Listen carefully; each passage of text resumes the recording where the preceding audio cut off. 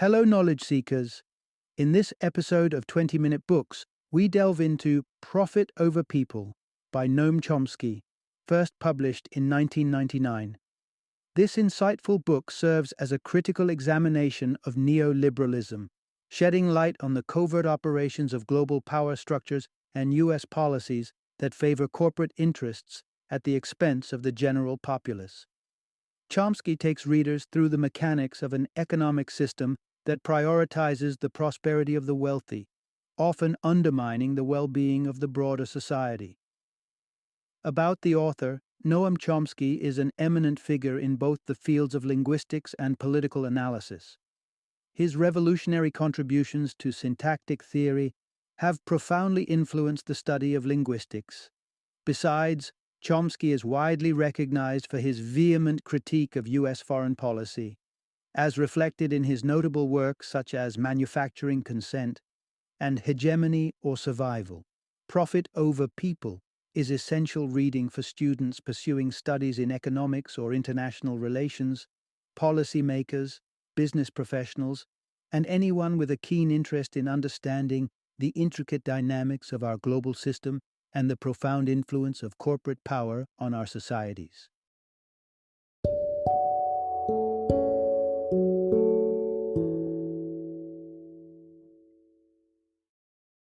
Profit Over People, Neoliberalism and Global Order. Introduction: Unraveling the enigma of neoliberalism, its global impact and historical origins.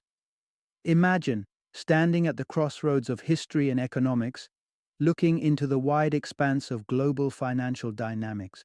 It's a place where questions about poverty, wealth, and power don't just linger in the air, they form the very fabric of societies. This journey is not for the faint-hearted. It's for those curious souls who dare to delve into the complexities of how our world operates economically. If you've ever pondered why some nations flourish with wealth while others grapple with enduring poverty, welcome to an exploration of neoliberalism, a doctrine that has shaped the course of our global economy in monumental ways. Neoliberalism isn't just a buzzword, it's a philosophy with deep roots and far-reaching branches. It champions the cause of free market capitalism, advocating minimum government interference in economic affairs. This idea might sound appealing on paper, making promises of wealth and freedom, but the tapestry of neoliberalism is woven with threads of complexity that stretch across continents, influencing everything from policy in the United States to economic structures in Latin America, from trade in Britain to development strategies in India.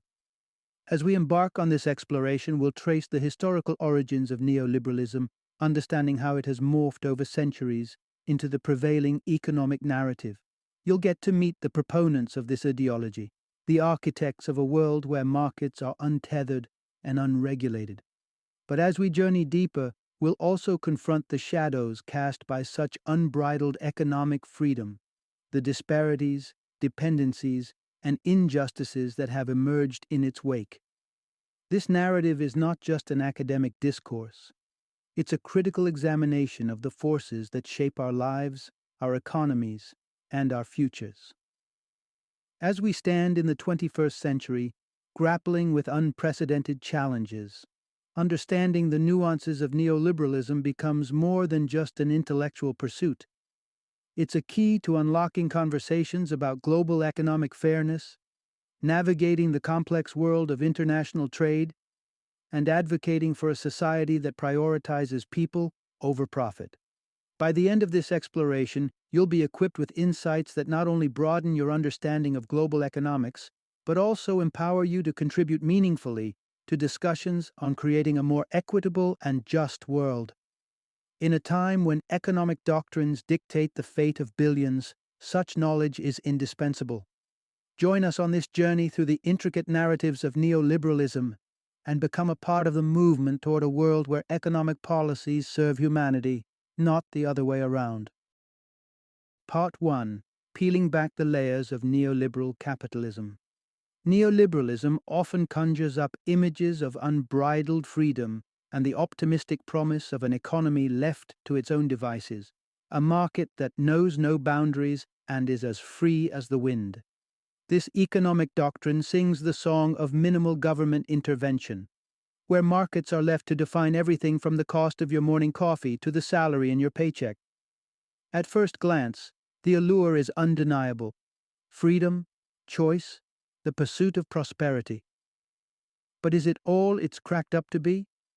When the rubber meets the road, the glossy exterior of neoliberalism begins to show cracks, revealing a landscape where the ideals of unbridled capitalism don't always align with the reality of its implementation. A prime case study can be found in the Washington Consensus, a set of market-oriented reforms promoted by the United States and international financial bodies. This blueprint for economic growth, with its pillars of trade liberalization and privatization, masquerades as a one-size-fits-all solution for prosperity. However, when applied to more vulnerable nations, the outcomes have often been starkly different from the intended prosperity, leading to critiques of these bodies acting as a shadow global government, enforcing a new age of imperialism. The United States, basking in the glow of post-World War II prosperity, fashioned a global economic order that neatly served its interests. In its backyard, Latin America became the stage for the U.S. to assert its influence, often under the guise of combating radical and nationalistic regimes. These governments, though, were guilty of nothing more than striving to enhance living standards and foster development for their people. Yet, in the eyes of the U.S., their agendas threatened the sanctity of private investment and the free flow of capital and raw materials. This led to direct interventions, the shadows of which still loom large over nations like Chile, Guatemala, and Nicaragua. From supporting coups to funding insurgencies, the U.S. made clear that economic interests and neoliberal principles trumped democratic ideals and social progress. Across the Atlantic, Britain portrayed itself as a champion of liberal internationalism, casting aside centuries of protectionism. Yet, beneath this liberal veneer lay a strategy that stifled foreign competition at home while dismantling industrial competition abroad. The casualty in this economic warfare was India's thriving iron industry, once the envy of the world. By flooding the Indian market with cheap imports and restricting the development of local manufacturing, Britain not only decimated a key sector of India's economy, but also secured a captive market for its products, demonstrating the dark side of free market doctrines. This journey through the heartlands of neoliberal influence uncovers a simple truth. The principles of free market capitalism, while enchanting in theory, often morph into tools of economic dominance and social inequity in practice. What's crucial now is a reevaluation of these dominant economic ideologies. We must sift through the historical evidence and weigh the interests of all nations and their people, seeking a path that truly serves the global common good. As we stand at this economic crossroads, let's challenge ourselves to envision a world where policies are not dictated by the few, but shaped by the needs and well-being of the many. The narrative of neoliberalism and its manifestation in global capitalism needs a fresh examination, one that prioritizes people over profit and integrity over influence. Part 2. The Quiet Ascendancy of the World Trade Organization. In the not-so-distant past, the corridors of the United Nations buzzed with discussions that would shape the future of nations. The UN, envisioned as a beacon of democracy on the global stage, often saw powerful countries maneuvering to imprint their mark on the world. The United States, amidst these influential actors, found the UN to be a strategic arena to advocate its values and secure its interests. However, as the sands of time shifted, so did the preference for the battleground of influence.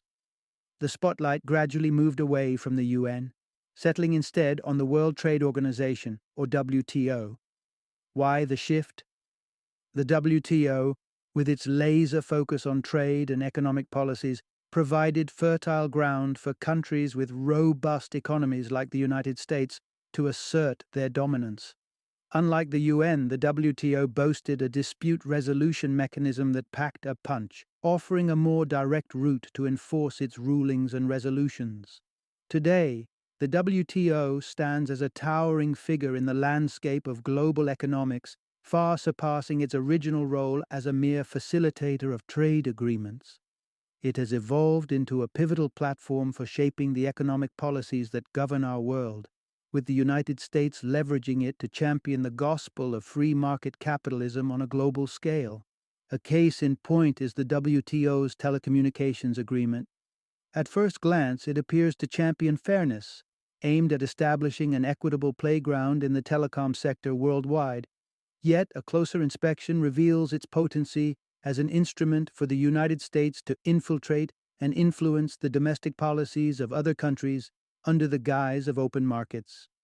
Consider a scenario where a nation safeguards its telecommunications industry through stringent regulations, limiting foreign investment to protect its homegrown enterprises. Enter the WTO agreement, brandished by the United States, which now wields the authority to challenge such protective measures. It's not merely a suggestion to open up, it's a compelling demand for legal and regulatory overhaul to ensure unhindered access for American corporations. Has this theoretical power play come to fruition? Absolutely.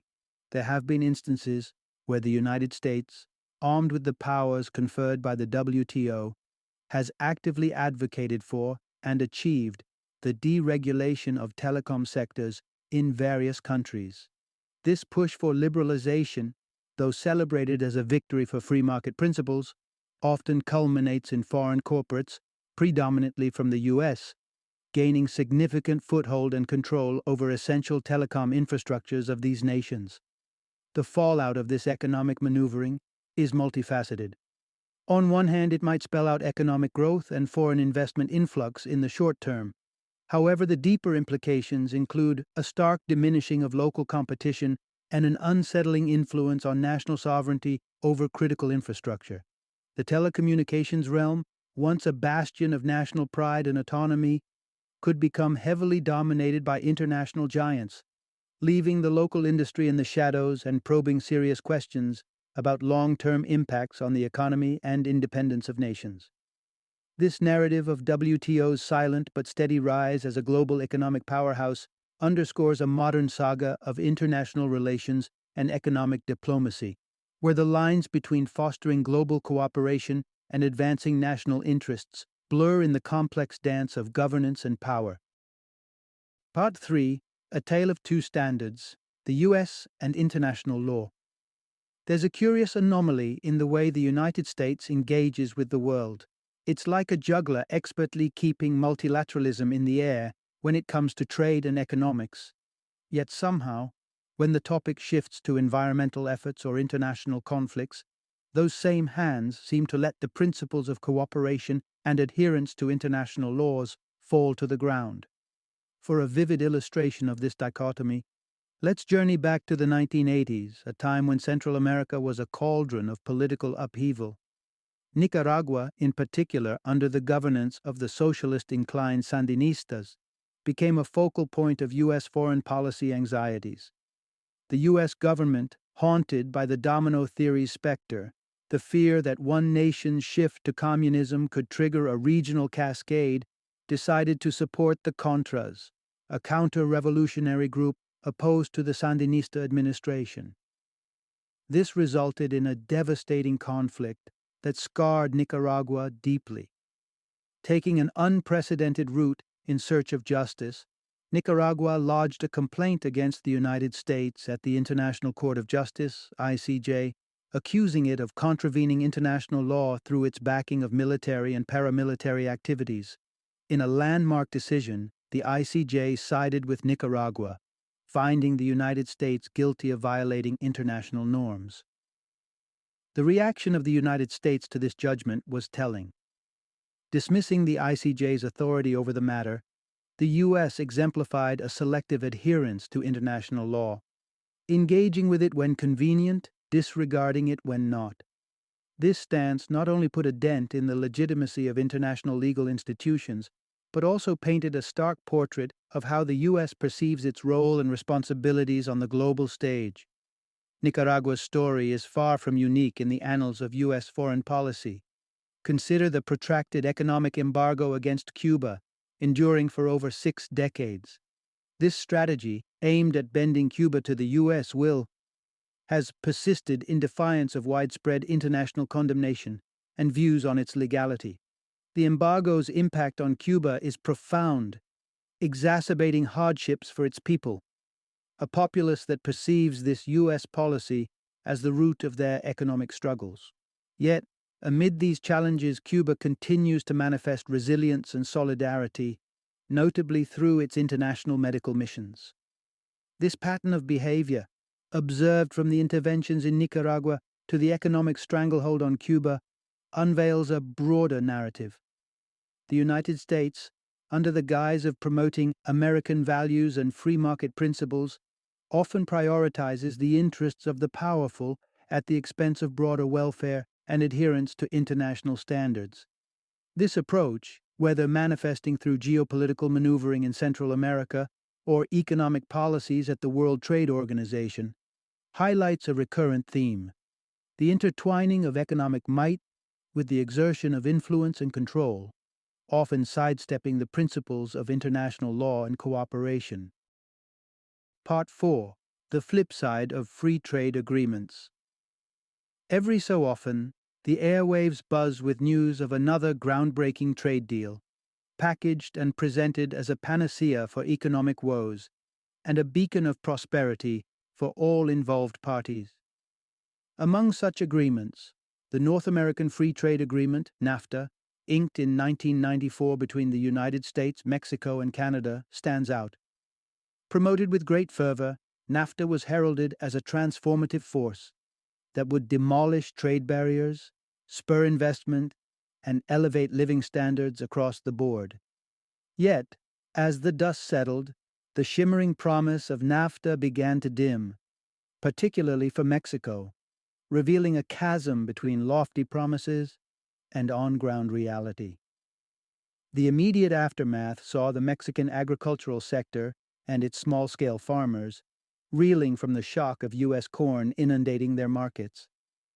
The competitive edge of this imported corn, buoyed by U.S. subsidies, rendered local farmers' efforts futile, leading to widespread displacement and spiraling dependence on food imports. The statistics paint a grim picture. In the decade following NAFTA's inception, rural extreme poverty in Mexico swelled by nearly 1/3, propelling the agricultural sector toward export-centric and feed production models. While this shift heralded prosperity for agribusiness giants and satiated foreign markets, it left the Mexican populace grappling with escalated malnutrition rates. This scenario exemplifies a broader, unsettling reality: a global order meticulously crafted to favor the affluent, marginalizing the majority while simultaneously chipping away at the pillars of democracy and human rights. Nevertheless, amidst this bleak landscape, seeds of resistance have sprouted. The Zapatista uprising in 1994, a revolt led by indigenous peasants in Chiapas, Mexico, stands as a poignant counter-narrative. Timed to coincide with NAFTA's activation, this movement emerged as a formidable challenge against centuries of marginalization and systemic inequity. The rebels' takeover of towns and cities, atop their clamor for land rights, cultural reverence, and self-governance, marked a watershed moment in the struggle against oppressive structures. Their tactics were innovative, deftly blending direct action with nascent digital platforms to amplify their message globally. Although the revolution didn't dismantle the prevailing system, it compelled the Mexican government into dialogue, resulting in significant autonomous privileges for Zapatista communities.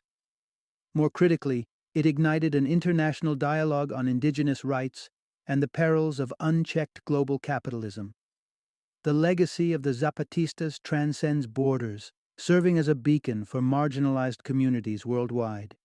Their unyielding spirit underscores a vital lesson. Amidst the shadows cast by global economic agendas, the flame of grassroots resistance can kindle hope and herald change. Final summary. At its core, neoliberalism champions the cause of free market capitalism, advocating for a world where markets operate unfettered by government intervention. Yet, beneath its surface promise of wealth and freedom lies a complex reality of socioeconomic disparities that stretch across the globe. This doctrine, often wielded by powerful nations and entities, primarily the United States, has sculpted an international landscape marked by manipulation, exploitation, and glaring inequalities. The narrative of neoliberalism's impact unfurls across various regions, from the politically volatile terrains of Latin America to the historic markets of India, and into the halls of influential international bodies like the World Trade Organization, WTO. The United States, in its quest for global dominance, has repeatedly prioritized its economic agendas, sidelining democratic principles and the well-being of local populations in the process. The Washington Consensus serves as a stark embodiment of this approach, imposing market-oriented reforms on vulnerable economies with often devastating consequences. Case studies abound, from the US-backed coups in Chile and Guatemala, meant to quell movements perceived as threats to American interests, to the systematic dismantling of India's iron industry through skewed trade policies. The actions of the United States in the geopolitical arena, particularly in Nicaragua and Cuba, underscore a selective allegiance to the principles of international law, revealing a tendency to flout such norms when they constrain America's ambitions. The narrative then shifts to the North American Free Trade Agreement, NAFTA, a testament to the persistent imbalances of power within the global economic system. While heralded as a vehicle for prosperity, NAFTA instead underscored the vulnerabilities of smaller economies like Mexico's, showcasing the resilience of marginalized communities such as the indigenous Zapatista movement. Their defiance against systemic oppression and economic imperialism ignited a spark of resistance, highlighting the capacity for grassroots mobilization to challenge the status quo. The exploration of neoliberalism and its ramifications paints a picture of a global order deeply influenced by the pursuit of profit and power, often at the expense of democratic values, human rights, and socioeconomic equity. Yet, within this landscape of disparity, the spirit of resistance endures, offering hope and a reminder of the potential for collective action to forge paths towards justice and equality.